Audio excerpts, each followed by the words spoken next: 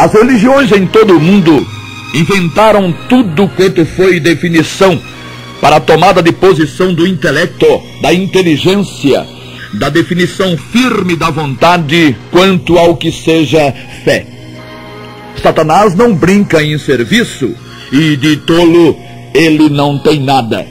Ele sempre está e sempre esteve disposto a conceder e a fomentar ou estimular aos homens e entre os homens aquilo que os homens desejaram e desejam. Querem alguma coisa em que crer? Muito bem. O inimigo dá um jeito da coisa ficar ao gosto da maioria. E lá se vai todo mundo na maior convicção de estar crendo e dependendo de algo substancial, de peso, de cunho verdadeiro. Tudo falso às vezes. Existem duas palavras no nosso vocabulário que expressam duas ideias absolutamente díspares, distantes. As palavras aludidas e as ideias vivem nos lábios e na mente de muita gente. E se não houver cuidado, uma pode chegar a significar a outra, ocasionando tremenda confusão que culminará em decepção, frustração e horror. Referimos-nos aos termos realidade e desejo. Poderíamos ainda incluir um outro, ficção. Todavia, para facilitar a compreensão do que pretendemos expor, laboraremos na semântica, na compreensão e na extensão dos dois primeiros, realidade e desejo. Na vida de muitos, em todas as épocas, muita coisa que foi desejo chegou à concepção, à realidade. Muitos profissionais liberais são hoje o que desejaram ser algum tempo ou muito tempo atrás. Conseguiram o que pretendiam após muitos esforços, muito desprendimento, muita garra.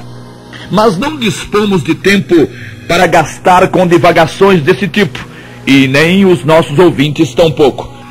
O que pretendemos é aprofundar o exame do que sejam realidade e desejo na vida das pessoas no que diz respeito à sua eternidade. Excluindo a eternidade na existência de alguém, o que lhe sobrará serão poucas décadas de vida em um corpo frágil, mortal e que terminará em pó. Esse corpo frágil e mortal terá convivido com a alma e com o espírito, na maioria das vezes angustiados pela incerteza, amedrontados pelo desconhecido e premidos, acossados sempre pelo desejo. Mesmo os que já concretizaram desejos de antes, continuam desejando. E ao concretizarem os desejos de agora, desejarão novamente. Isso irá até o fim. E é aí que reside a tragédia, o fim. Tudo quanto foi desejo que chegou à realidade, no fim, nada será. Quem desejou e conseguiu, depois do fim do corpo, do fim da vida no corpo, não terá o que fazer com o que conseguiu realizar, pois não terá mais o corpo. Alguém usufruirá do que ele realizou. Seus filhos, seus netos, seja lá quem for. Ele mesmo descobrirá ter sido coisa vã ter desejado tanto, pois terminou tudo em nada. Foi tendo em vista a vida vivida no corpo por cada pessoa que o sábio Salomão exclamou: tudo quanto te vier à mão para fazer, faze-o conforme as tuas forças, porque na sepultura para onde tu vais, não há obra, nem indústria, nem ciência, nem sabedoria alguma. Eclesiastes 9:10. Tudo o que alguém desejou e realizou no âmbito da carne, terminou ou terminará quando a carne terminar. E toda a carne humana termina na sepultura. Ninguém cujos neurônios estejam acostumados a funcionar Imagina que o cuidado que as religiões têm com seus dogmas acerca da fé seja por causa do corpo. A ideia da eternidade faz parte da alma humana, mesmo antes de chegar à idade da responsabilidade. Sempre foi o desconhecido, aquilo que vai estar além da ordem física, que levou o homem a procurar motivos em que confiar, em que depositar expectativas e esperanças. E desde sempre, o desejo nesse aspecto, ou nesse contexto, foi o desejo de terminar na luz, na paz, de bem com o ser superior que cada civilização e cada cultura definiu com os recursos que possuía e que as Sagradas Escrituras hebraicas e gregas denominam de Criador e Sustentador de todas as coisas.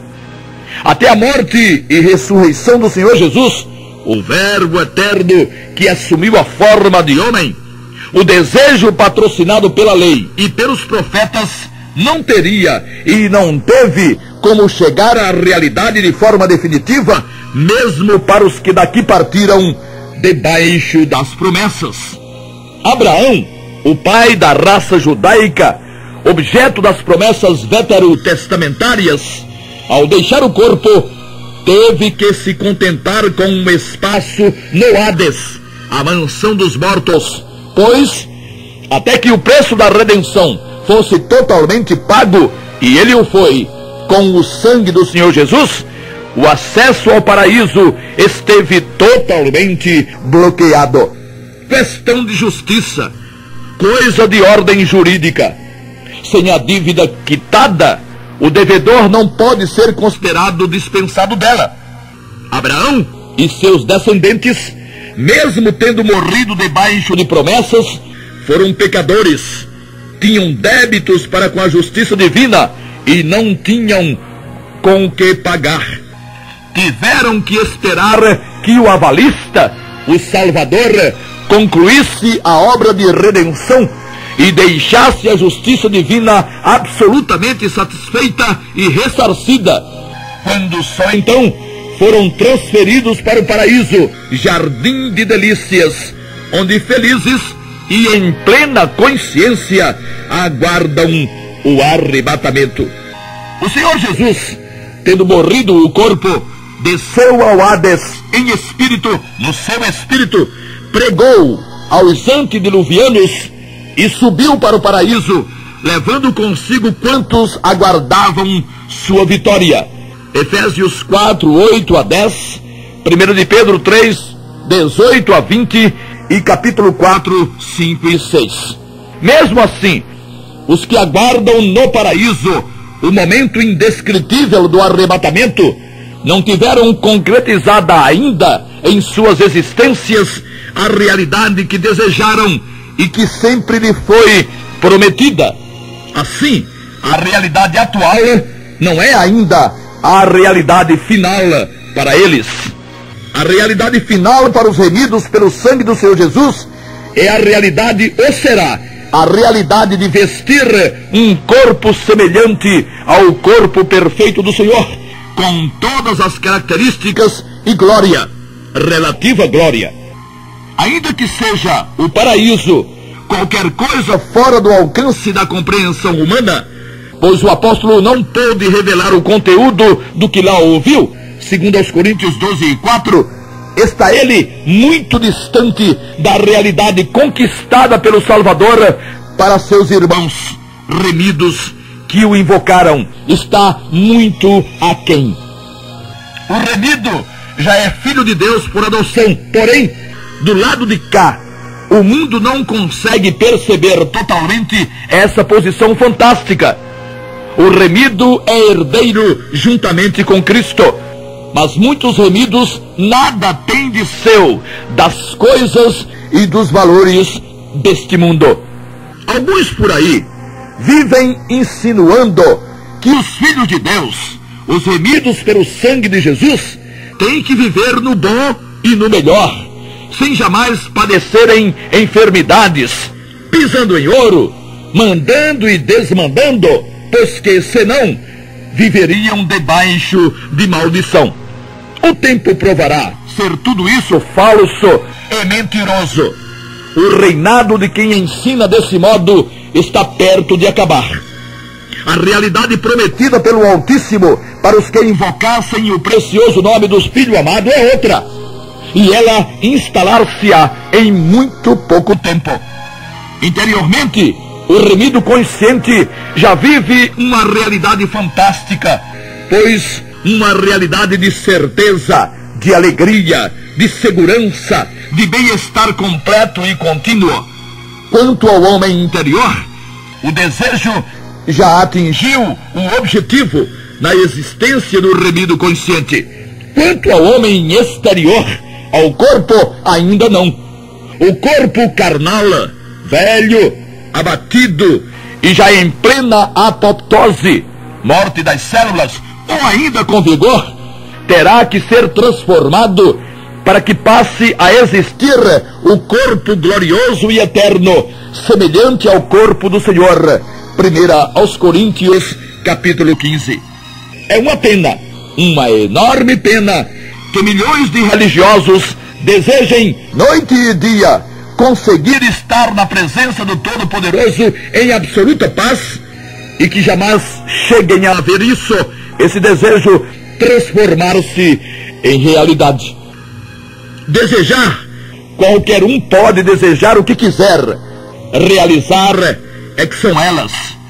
Tornar o desejo realidade é o alvo de todos. Conseguir é façanha para poucos. A realidade bíblica sobre o ser humano, quer dizer, a conceituação bíblica sobre o valor moral e espiritual do homem é chocante, aterradora. Se fosse preciso piorar, não haveria como. O homem já está na pior faz tempo.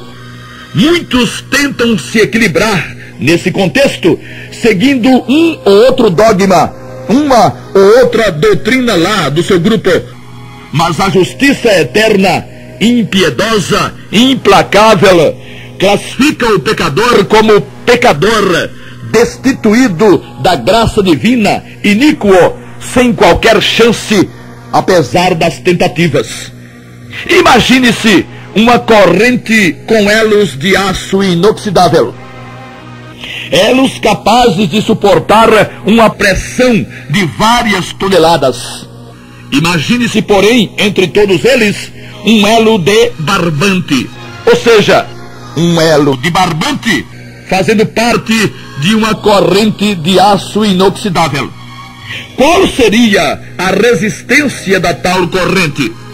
A resistência do aço inoxidável ou a resistência do barbante? Pois assim é o ser humano. Por mais forte que tente ser e queira demonstrar, não consegue resistir por muito tempo e peca, e falha, e prevarica. O elo de barbante não resistiu, não resiste nunca. Isso, aliás, é exatamente o que afirmou Tiago. Qualquer que guardar toda a lei, elos de aço inoxidável, e tropeçar em um só ponto, o elo de barbante, tornou-se culpado de todos. Tiago 2:10.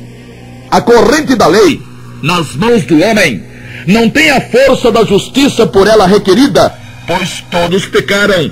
Romanos 3:23. Logo, tudo o que o homem vale em termos de justiça, de obediência e de lisura moral é nada, é barbante, tira de bananeira. O apóstolo Paulo, na Epístola aos Romanos, escreveu: Cristo, estando nós ainda fracos, morreu a seu tempo pelos ímpios, porque